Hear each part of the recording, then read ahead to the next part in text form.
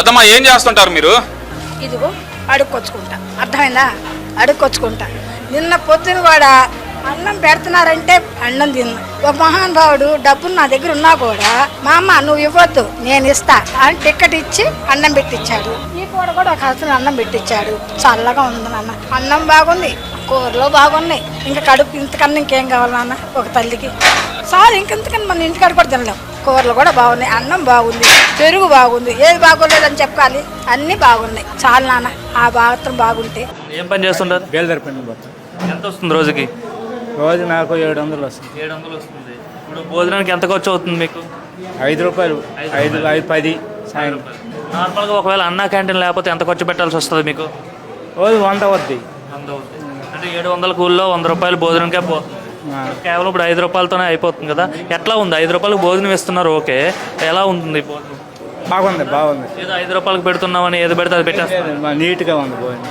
ఏ రకాలు పెడుతున్నారు? అదే కూర, పప్పు ఒకటి, పప్పు సాంబారు, పెరుగు, కూరగాయ, చాలా 4 రకాలు. కూలి పని చేసే వాళ్ళకి కానీ ఎవరికైనా ఉపయోగమైన ఈ పథకం ఏం చెప్తారు? చంద్రబాబు గారు మీకోసం ఈ పథకం పెట్టారు కదా, అంటే ఇంతకుముందు ప్రభుత్వం దీన్ని కంటిన్యూ చేయలేదు. ఆయన వల్ల ఎంతోమంది అన్నం తింటున్నాం. ఈ అన్నం పెట్టబట్టి ఎంతోమంది ఒక్కరోజు పని లేనప్పుడు వస్తుంటాం నువ్వు. ఇప్పుడు అది లేకుండా పోయింది. ఒక డబ్బులు లేకపోయింది, ఎవరిని ఒక 5 రూపాయలు పెడితే ఎవరు ఒకరు ఇస్తారు, తినొచ్చు. 5 రూపాయలు కాబట్టి ఎవరినో ఒకరిని అడిగి మనం తినే అవకాశం ఉంటుంది. అదే బయట అయితే 100 రూపాయలు అంటే ఎవరు అడిగినా ఎవరు వీరు కదా.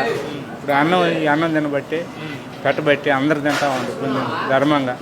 ఏ ప్రభుత్వం బాగుంది మరి? చంద్రబాబు ప్రభుత్వం బాగుందా? చంద్రబాబు ఆయన ధర్మరాజు కదా. ఆయన ధర్మరాజు అంటున్నారు చంద్రబాబు.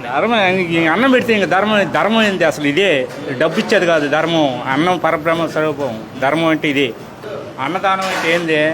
అన్నం దీనికోసమే కదా మనం బతికేది. అన్నం లేకుండా చేస్తే ఏం చేయాలి ఇంకోళ్ళని? సార్, దాదాపు 8 నెలల నుంచి చూస్తున్నాం కూటమి ప్రభుత్వం అధికారంలోకి వచ్చిన తర్వాత చంద్రబాబు గారు ఏదైతే చెప్పారో అవన్నీ చేసుకుంటూ వెళ్తున్నారంటారా, లేకపోతే జగన్మోహన్ రెడ్డి గారు 5 ఏళ్ళు ఆగండి నేను వస్తాను మొత్తం అందరి బట్టలు ఒప్పదీసి నిలబెడతా అంటున్నాడు? మీరేమనుకుంటున్నారు సామాన్యుడిగా? ఏమండి, ఆ ప్రభుత్వం అంతా దుర్మార్గమే చేసింది. లేబర్ను కొట్టింది, సావు నూకింది, అన్నీ చేశాడు. ఈయన వచ్చాడు, ఇస్తానంటున్నాడు, ఒక్కోటి చేస్తున్నాడు ఈయన. ఒకసారి లేదు కదా డబ్బు. ముందు రాజధాని ఎవరు, పోలవరం చూడాలి కదా. నీకు పింఛన్ ఇస్తున్నాడు కదా నెల ప్రతి ఒక్కళ్ళకి జీతం ఇచ్చేస్తున్నాడు ఫస్ట్ తారీఖుకి.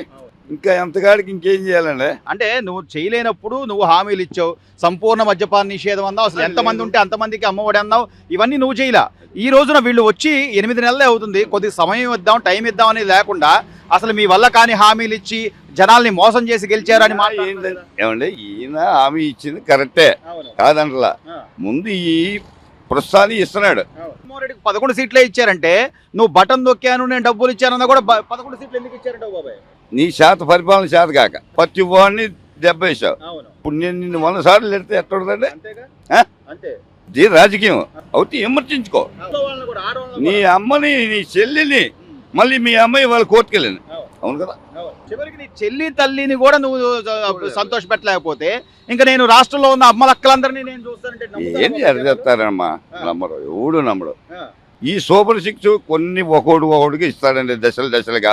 ఇప్పుడు అంటే ఇవ్వలేడు, చేస్తాడు. చేస్తాడు. మరి నేనే వస్తాను 5 ఏళ్ల తర్వాత బట్టలు మాట్లాడండి, పదవు లేక ఏడుపో ఇప్పుడు కాదు లోపల. అది నువ్వు ఎవరండి సర్దలా? వీళ్ళందరూ కలిసి నిన్ను తిట్టమనంటే ఎలా? నువ్వు ప్రోత్సహించకూడదు కదా. బట్టలు చేస్తావా? పోలీసోడే. మగోళ్ళు ఉన్నారు, లేడీస్ ఉన్నారు. బట్టలు తీసి ఎక్కడి నుంచో పెడతావు నువ్వు? తప్పు కదా. అనుకోండి, చూడండి, సామాన్యుడు నేను అన్నాను అనుకోండి, ఎంపడే తీసుకెళ్ళి లోపల. ఆయన ఎందుకు వెళ్ళిపోతున్నావు? నువ్వు ఎందుకు వెళ్ళిపోతున్నావు? ఇంట్లో ఆడవాళ్ళు కూడా తిట్టాడని చెప్పి ఈ రోజు పోసాని కృష్ణమురళి జైల్లో ఉన్నాడు. అలాగే పార్టీ కార్యాలయం తగలబెట్టాడని చెప్పి వంశీ జైల్లో ఉన్నాడు. వీళ్ళని న్యాయంగా అరెస్ట్ చేస్తున్నా కూడా ఇదంతా కక్ష రాజకీయం అంటున్నారు. న్యాయంగా చేస్తున్నారండి, అన్ని స్కూపులు ఉంటేనే చేస్తున్నారు వీళ్ళు. ఈయనకిలాగా తీసుకెళ్లి అక్కడ ముట్టికాయలు తింటలా. అది చేసిన తప్పండి. అసలు చంద్రబాబు నాయుడుని ఆ రోజున ఎప్పుడైతే అరెస్ట్ చేశాడో వాళ్ళు కొన్ని ఆధారాలు చూపించలేకపోయావు. ఆయన 15 సంవత్సరాలు ముఖ్యమంత్రి, 14 సంవత్సరాలు ప్రతిపక్షం, 14 సంవత్సరాలు ఆయన పరిపాలించాడు ఉమ్మడి రాష్ట్రాన్ని. ఈ రాష్ట్రాన్ని ఇడిపోయే పరిపాలించాడు. ఇవన్నీ తీసుకొచ్చాడు కాబట్టి మరి 30 ఏళ్ళు నేనే సీఎం అన్న వ్యక్తి ఆయన అంతే. ఆయన గొయ్యి ఆయన తీసుకోపోతే ఎవడు తెస్తాడండి, ఎవడికేం పని. చివరిగా బాబాయ్, ఇప్పుడు ఈ రోజున మళ్ళీ 5 ఏళ్ళు ఆగండి, నేనేదో వచ్చేస్తాను పొడి చేస్తాను, ఇంకా నమ్మే పరిస్థితిలో ఉన్నారు? లేరండి, లేరు. మామూలుగా ఆ రోజు ఎందుకు వాడిపోయాడో ఇవాళ కాడికి అర్థం కావట్లే. బుర్ర మనం తప్పు చేశాం, ఈ తప్పు నేను సరిదిద్దుకోవాలా, ప్రజల దగ్గరికి వెళ్ళాలా, ప్రజలతో మాట్లాడాలా, ఇది లేదు. బట్టలు తీయటం, నుంచోబెడతాం, కూర్చోబెడతాం. 4-5 వదిలేడండి. ఈ 4-5 మటార్. పోసాన్ గారు ఏం చేశాడు, అని తీసుకెళ్లి లోపలేస్తే సద్దలు చెప్పాడని చెప్తున్నాడు. నేను చిన్న పిల్లగాడువా ఏమండి, నీకు 70 సంవత్సరాలు దగ్గర 60 సంవత్సరాలు వచ్చినాయి, నువ్వు అన్నం తిన్నావుగా, అది తప్పు కదా. అరే పిచ్చి నా కొడక, పిచ్చి కుక్క, ఏంటి అది, ఎంత తప్పు అండి మాట.